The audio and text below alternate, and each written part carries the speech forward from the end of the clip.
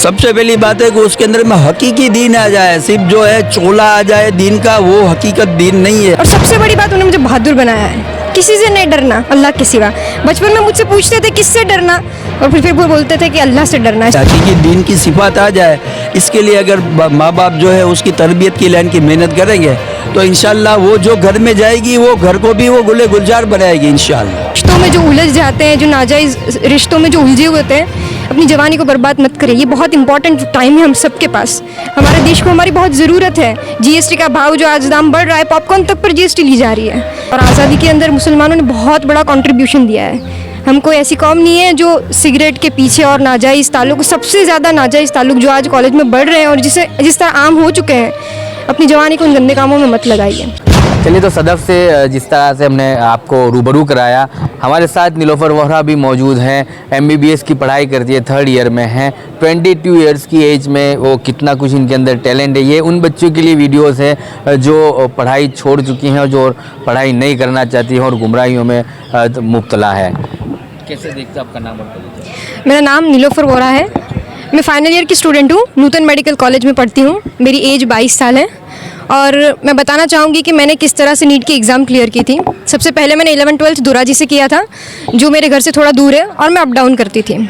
उसके बाद उससे पहले बताना चाहूँगी कि ये साइंस लेने का डिसाइड कैसे हुआ था। मेरा भाई है जो खुद डॉक्टर है, उसने मुझे बहुत सपोर्ट किया कि तुझे साइंस रखना चाहिए। हालांकि मुझे साइंस में कोई दिलचस्पी इतनी खास नहीं थी, मुझे राइटिंग का ज़्यादा शौक था, तो मैंने सोचा था मैं किसी राइटिंग फील्ड में जाऊँगी।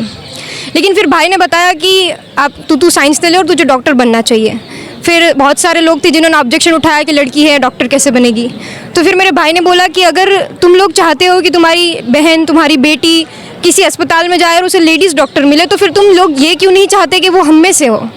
अगर आप लेडीज़ डॉक्टर एक्सपेक्ट करते हैं तो फिर बनाते क्यों नहीं हो। तो ये बात मेरे भाई ने रखी और सबको बहुत समझाया। और फिर मेरे भाई के साथ साथ मेरे अब्बा ने बहुत सपोर्ट किया, उन्होंने जी जान लगा दी मुझे यहाँ तक पहुँचाने में।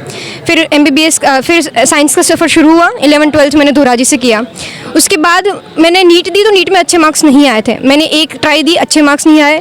उसके बाद मैंने दूसरी ट्राई दी जो कोविड का टाइम था, उसमें भी मुझे मार्क्स अच्छे नहीं आए थे। फिर मैंने तीसरी ट्राई दी, जहाँ मैं नाकादर में आई थी, नाकादर इंस्टीट्यूट में, और वहाँ से मैंने तीसरी ट्राई दी थी और अल्हम्दुलिल्लाह मुझे 466 मार्क्स आए थे और फिर मुझे नूतन मेडिकल कॉलेज में एडमिशन मिला। लेकिन जब मैं 3rd ट्राई दे रही थी तो बहुत टफ टाइम था मेरे लिए, क्योंकि प्रेशर आ गया था कि अब सब क्या कहेंगे, कैसे सबसे डील करना है। पेरेंट्स ने बहुत सारी मेहनत की है हमारे लिए। तो इस दौरान मुझे Yasir sir, doctor Sajid sir और अमान सर, इन सब ने मुझे बहुत सपोर्ट किया था। कभी कभी थॉट आता था कि अब कुछ नहीं हो सकता, अब क्या करेंगे, अब कुछ नहीं हो सकता। लेकिन अल्हम्दुलिल्लाह, और इस टाइम जब मैंने अपने अब्बा को कॉल करके बताया कि अब्बा मुझसे नहीं होगा, तो वो एक कॉल पर आ गए थे और उन्होंने बोला कि तेरी ज़िंदगी से बढ़कर कुछ भी नहीं है, अगर तू नहीं करना चाहती है तो छोड़ दे, लेकिन देख ले, ये मौका सबको नहीं मिलता। और फिर अल्हम्दुलिल्लाह अल्लाह ने जो मुझे ताकत दी, इसकी वजह से मैं आज यहाँ पर पहुँच चुकी हूँ।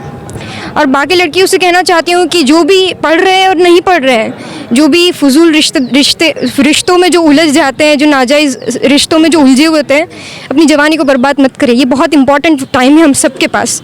अपनी जी जान लगा दीजिए। हमारे देश को हमारी बहुत ज़रूरत है। जीएसटी का भाव जो आज दाम बढ़ रहा है, पॉपकॉर्न तक पर जीएसटी ली जा रही है। तो ये सब देखें, पढ़ें, ताकि हम जान सकें कि हमारी कम्युनिटी को हमारी ज़रूरत है। और आज़ादी के अंदर मुसलमानों ने बहुत बड़ा कंट्रीब्यूशन दिया है।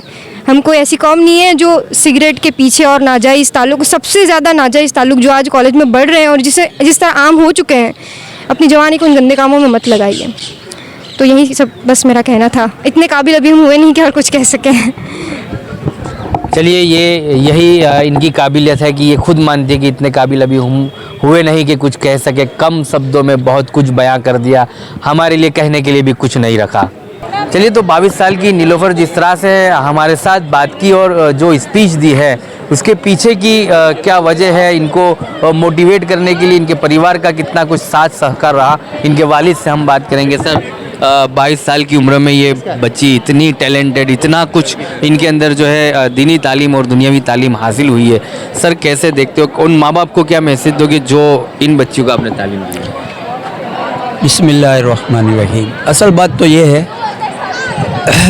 किसी भी बच्चे की तरबियत के लिए बचपन से ही उसके ज़हन के अंदर में अगर वो कमांड दे दी कि बेटे आपको ये करना है और वो करने के पीछे माँ बाप को जो भी कुर्बानी देनी पड़ती है, वो कुर्बानी देने के जज्बे के साथ में अल्लाह की तरफ निगाह करके अगर उस लाइन की कुर्बानी देंगे जो जो उसको देनी पड़ती है, तो इंशाअल्लाह बच्चे के अंदर में ऑटोमेटिक तरक्की होगी।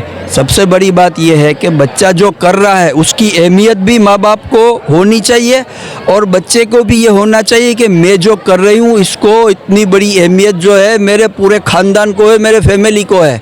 मसलन सुबह 6:30 बजे जाना है तो सुबह 6:30 बजे बाप जो है अपनी बेटी को पर्दे के साथ में अगर छोड़ने जाएगा तो नेचुरली बेटी को भी ये होगा कि जो मेरा बाप मेरे को 6:30 बजे छोड़ने जाता है, नमाज का टाइम अभी बाकी है, 7 बजे की है, लेकिन उसके बावजूद जल्दी मेरे को छोड़ने जाता है, तो उसकी अहमियत बच्ची को भी होगी। तो नेचुरली है बच्ची ऑटोमेटिकली मोटिवेट होगी और वो कुछ करने के लिए उसके अंदर में जज्बा पैदा हो जाएगा। असल बात तो ये है, बाकी करने वाली जात तो अल्लाह की है कि अपने इख्तियार में रहना है, पॉजिटिव सोचना है। और गुजराती में तो एक कहावत है ना कि भाई निशान चूक माफ़, नहीं माफ़ नीचो निशान। बच्चे को पॉजिटिविटी डेवलप करके उम्मीद अच्छी दिलानी है, नेगेटिविटी को ख़त्म करने की कोशिश करनी है और उस लाइन की मेहनत करनी है, तो नेचुरली ये बच्चा ऑटोमेटिक शौक़ और जोक के साथ में इंशाल्लाह तरक्की आगे करेगा। जी बेटा नीलोफर, आखिरी ये सवाल रहेगा कि जो लोग दुनिया में कहते हैं कि बेटियां पराई होती हैं और सबसे करीबी वो बाप के होती है, क्या? मेरे 2 भाई हैं बड़े और मैं एक बहन हूँ। उन लोगों ने मुझे बहुत अच्छे से रखा है। और रही बात मेरे अब्बा की, तो मैं आज यहाँ तक पहुँची हूँ, सारा कंट्रीब्यूशन जो भी है वो मेरे भाई, मेरी अम्मी और मेरे अब्बा का है और उन्होंने मुझे बहुत सपोर्ट किया है। और सबसे बड़ी बात, उन्होंने मुझे बहादुर बनाया है, किसी से नहीं डरना, अल्लाह के सिवा।